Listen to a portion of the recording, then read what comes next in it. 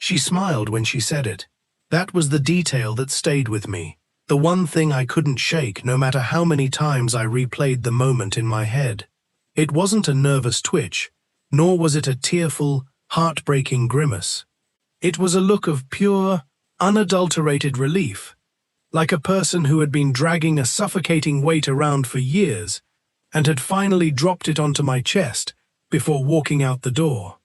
She looked me in the eyes and told me that her boss could give her the life I never could. I was standing in the kitchen of our Frisco, Texas home, a house we had bought together 8 years prior, featuring a bay window she had personally selected because of the soft morning light. In my hand was a mug of coffee that had gone completely cold, while I spent 3 hours in my home office reviewing a $37 million contract. I didn't yell or drop the mug. I just stared at her, noticing how composed she was, as if she had stood in front of the bathroom mirror that very morning, practicing the precise angle of her chin. Her boss was Brent Holloway, the managing director of Pinnacle Group, a high-profile commercial real estate development firm in uptown Dallas. I had met the man before. I had shaken his hand at holiday parties, made polite small talk about local market trends, and allowed my wife to answer his late-night phone calls because she insisted they were time-sensitive emergencies. I had looked the other way because I trusted her without reservation. When I carefully set my cold coffee down on the counter and simply said, "Okay," she blinked in utter surprise. That was not the explosive, dramatic reaction she had anticipated. What she didn't know, what she couldn't possibly have known in that moment, was that 6 weeks earlier, Brent Holloway's firm had submitted an urgent request to my legal practice. Pinnacle Group was in the middle of a massive $37 million acquisition that was on the verge of collapsing due to aggressive seller clauses, and the entire deal hinged on a complex contract negotiation that only one specific attorney in Dallas had the technical expertise to handle. And that attorney was me. My name is Harrison Cole. I'm a 44-year-old corporate contracts attorney at Meridian Legal Group in downtown Dallas. For nearly 19 years, I've built my career on commercial real estate transactions, high-stakes mergers, and complex acquisitions. I'm not a flashy individual. I drive a modest Lexus and wear well-tailored but understated suits. I work long hours, perhaps too long, and that had always been the central friction in my marriage. I met Camille 12 years ago at a hospital charity benefit. She was dynamic, captivating, and possessed a rare ability to make you feel like the center of the universe when she spoke to you. We dated for 2 years, got married, and bought our home in Frisco back when the neighborhood was still expanding. In the beginning, we were genuinely happy. We took long trips to Portugal, spent quiet weekends in New Mexico, and shared genuine intimacy over morning coffee at that bay window.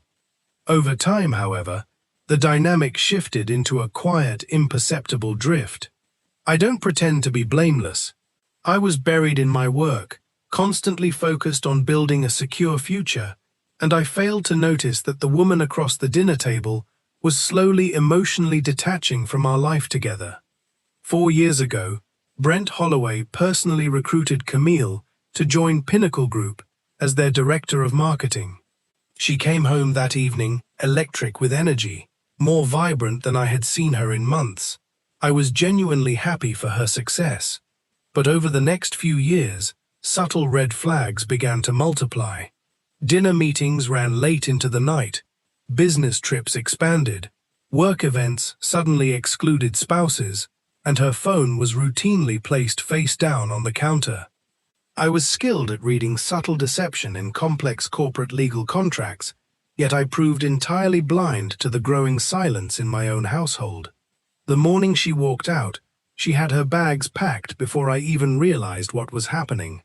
When she confessed her affair with Brent and claimed he understood her desire for an exciting life of travel and high society dinners, a part of me acknowledged the grain of truth in her complaints.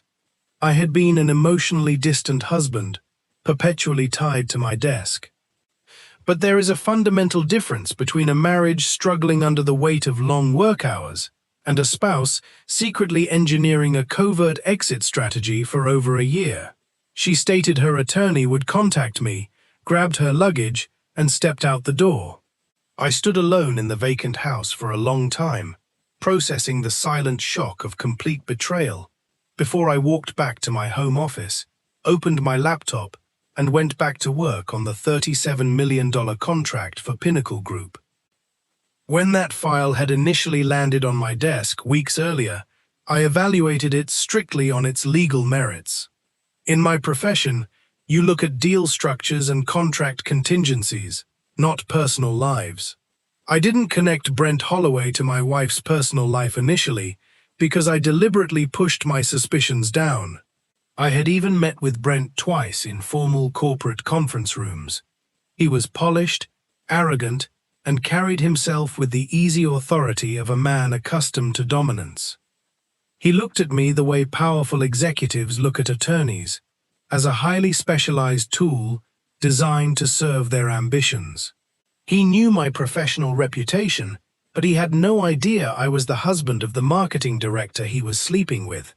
The morning after Camille left, I sat in my office and immediately scheduled a meeting with my managing partner, Douglas Hart.